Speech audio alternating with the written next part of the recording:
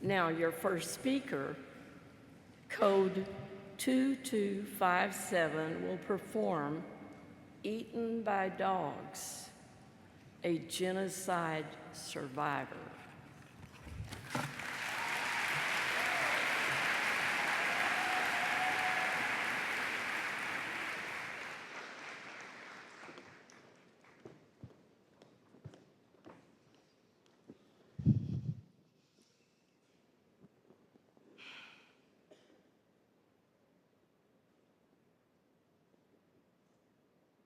When I decided to start the journey of forgiveness, it was not easy. It has never been easy. Even talking to you now, it is not easy.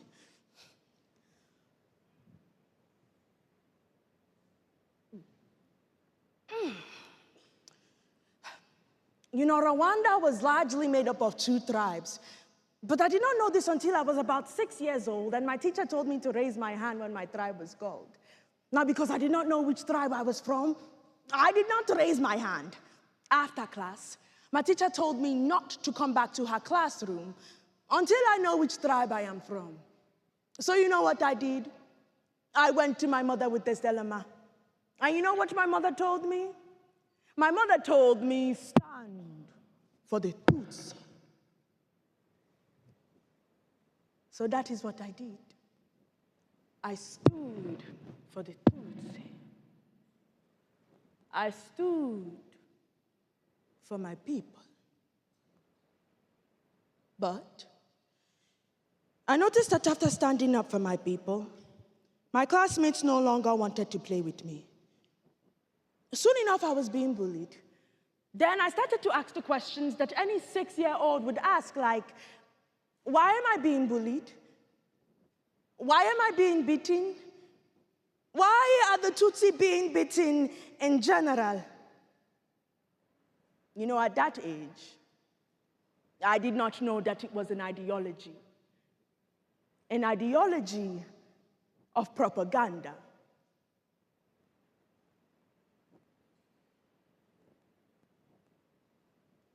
There is no revenge so sweet as forgiveness. American author Josh Billings perfectly captures the profound power of absolution.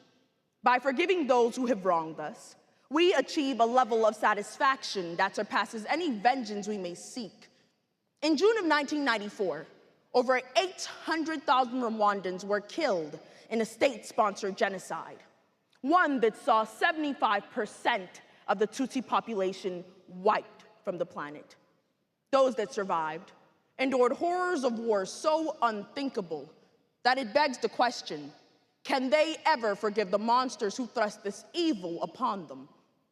Antoinette Mutbatsi answers this question. Yego arabisha boye. Yes, she can.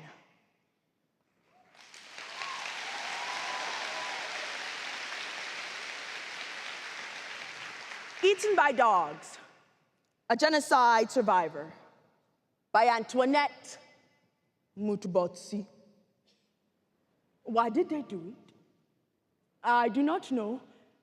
I wish that I could answer that question for you, but I do not know. One thing I do know is that this is my family. Let me show you. This is my father, and this is my mother, and these are my two elder brothers, and that is me standing right there in the middle. You know, my father always told us never to have favorites, but I always had a favorite brother. This brother right here. Why? Well, it's because he had the most beautiful smile. I mean, when brother smiled, he would show his gums and his teeth, and I would ask him, brother, why are you smiling like this?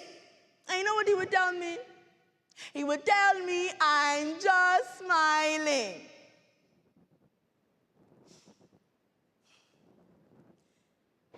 He was just smiling. He was just smiling. God, I miss them. I will never forget the day I lost them. I had been sitting in front of the TV when all of a sudden my father came in front of me. Oh, Papa, Daddy, move! But he told me, your mother is not coming home. And I could not understand what he was saying. I mean, Mommy had only gone 40 minutes down to go visit our grandparents. But he told me again, your mother is not coming home. He then told me, go and put on 2 layers of clothes. And Daddy, I cannot understand what you're saying. I mean, I'm already wearing my pajamas. Go and put on 2 layers of clothes. Now, because I wanted to be a good little girl, and I wanted to make my father proud, I went into my room, and I opened my closet, and I grabbed my favorite blue and my favorite red jacket, and I came and I laid it before him, and I put on my favorite blue jacket, oh, and my favorite red jacket, and I waited for my prize.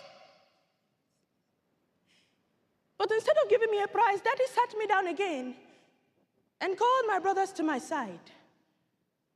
He then told us, when you hide, do not hide together. Because if you hide together, they will kill you. Daddy! Daddy, who will kill us? Who will kill us? A question I regret not asking. Because the very next day, I heard screams and cries in the village. And I remember what Daddy said. So I went to the bush behind our house. And I saw my elder brothers coming towards me. And I told them, remember what Daddy said? We do not hide together. And I watched them run away. And in that moment, the only thing that I could do was pray. But before I could even get a word out, I saw these men with these big guns on my left and on my right. I saw this woman with a suckling baby. And I watched the woman with the suckling baby go towards the men with the big guns.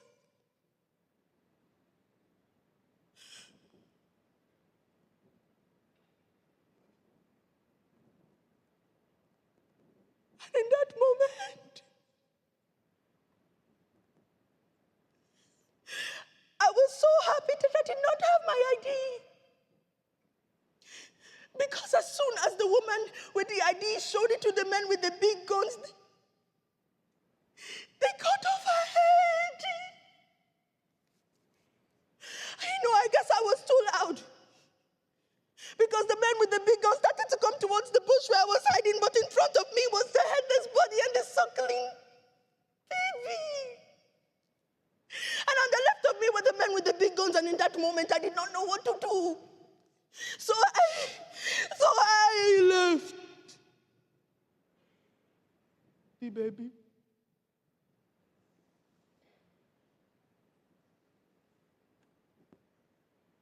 Now, I know exactly what you are thinking. You are thinking that I am a murderer, that I left that child to die, but you do not understand. I had a family. You do not understand, so I need you to stop looking at me like that. Stop looking at me like that. Stop looking at me like that. I had a family.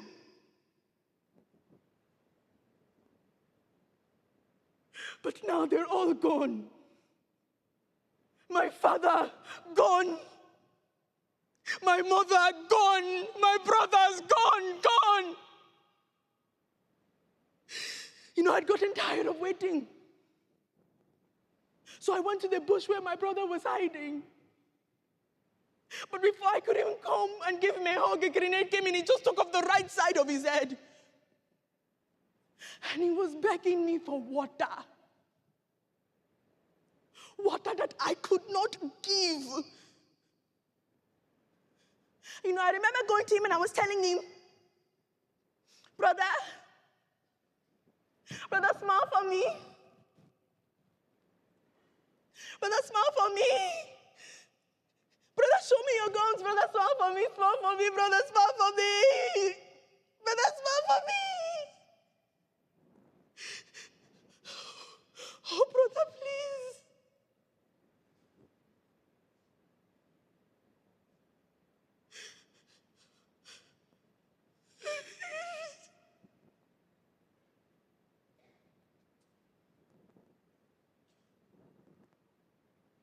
But brother had nothing left to smile with.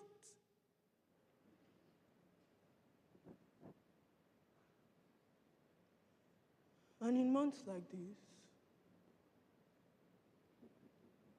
I get these shivers in my body.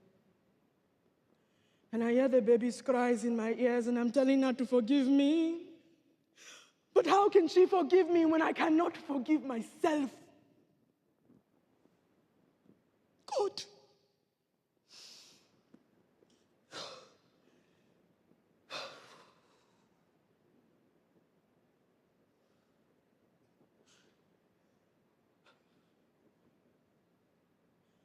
I'm so sorry. This is not why I brought you here today. Do you remember me? Please look at me. Look at me. Look at me. Oh, God. I'm sorry.